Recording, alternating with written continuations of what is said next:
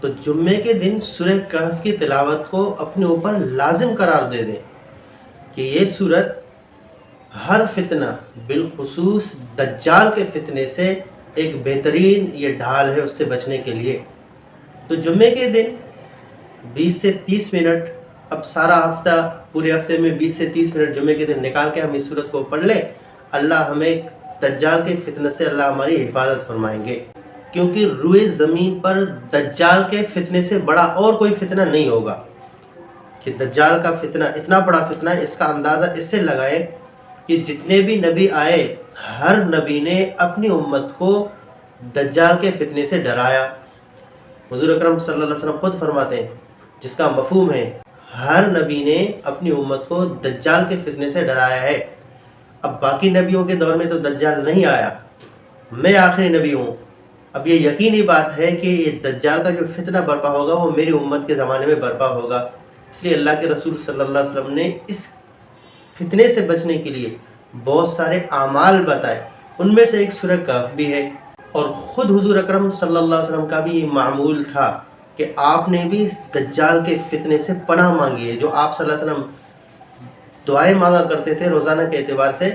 ان دعاؤں میں ایک دجال کے فتنے سے پناہ مانگنا بھی شامل تھا۔ حضرت عائشہ رضی اللہ تعالی حدیث کے راوی ہیں، ان عائشہ رضی اللہ تعالی عنہا ان النبی صلی اللہ علیہ وسلم کان یستعیذ باللہ من عذاب القبر ومن فتنة الدجال قال وقال انکم تفتنون فی قبورکم۔ یعنی حضرت عائشہ رضی اللہ تعالیٰ فرماتی ہے کہ نبی کریم صلی اللہ علیہ وسلم دجال اور قبر کا جو عذاب ہے، ان دونوں فتنوں سے اللہ کی پناہ مانگا کرتے تھے۔ اور آپ صلی اللہ علیہ وسلم نے یہ بھی فرمایا کہ تمہیں بھی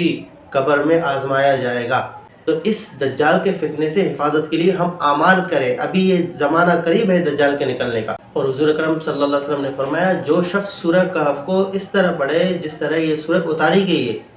یعنی تجوید کے ساتھ اور اچھے انداز میں پڑھے، پھر وہ دجال کو پالے تو دجال اس پر کبھی بھی مسلط نہیں ہوگا۔ اور ایک اور حدیث شریف کا مفہوم ہے، حضور اکرم صلی اللہ علیہ وسلم نے فرمایا جو شخص جمعے کے دن سورہ کہف کی تلاوت کرتا ہے تو جس جگہ بیٹھ کے وہ تلاوت کرتا ہے اس جگہ سے لے کر مکہ مکرمہ تک یہ تمام فاصلہ جتنا جہاں سے وہ تلاوت کر رہا ہے، پاکستان والے پاکستان، ہندوستان والے ہندوستان میں بیٹھ کر، اور جس ممالک میں بنگلہ دیش والے بنگلہ دیش میں بیٹھ کر، ہر ملک والا جو شخص ہے جہاں بیٹھ کے تلاوت کرتا ہے وہاں سے لے کر مکہ مکرمہ تک یہ جو تمام فاصلہ جو بنتا ہے،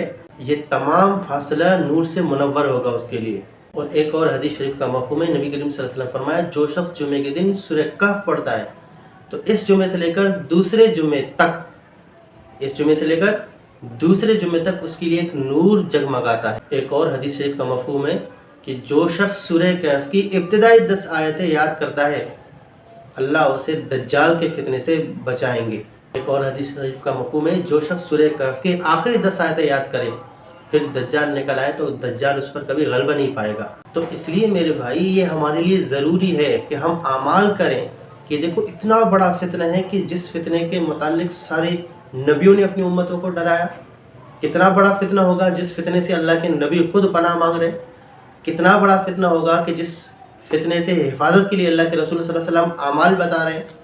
کتنا بڑا فتنہ ہوگا آپ خود سوچیں کہ جو آ کے خدائی کا دعویٰ کرے گا، اس کے ایک ہاتھ میں پانی ہوگا، ایک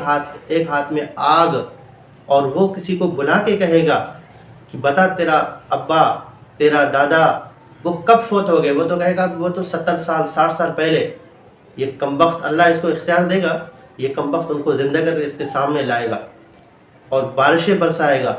تو کمزور ایمان والے تو اس وقت پھسل جائیں گے۔ تو اس لیے اپنی ایمان کو ابھی سے مضبوط کریں، ان اعمال کی پابندی کریں کہ ان اعمال کی برکت سے ہی اللہ اس فتنے سے، اللہ اس خبیث دجال سے ہماری حفاظت کریں گے۔ اللہ کے نبی صلی اللہ علیہ وسلم اکثر دعا اللہم انی اعوذ بک من عذاب القبر ومن فتنة الدجال، اللہ کے نبی صلی اللہ علیہ وسلم نے اس سے پناہ مانگی ہے۔ حالانکہ اللہ کے نبی صلی اللہ علیہ وسلم اللہ کے نبی ہیں، اللہ خود ان کی حفاظت کرے، پھر بھی اللہ کے رسول صلی اللہ علیہ وسلم اس سے پناہ مانگتے ہیں۔ تو ہمیں کتنی پابندی کرنی پڑے گی ان اعمال کی۔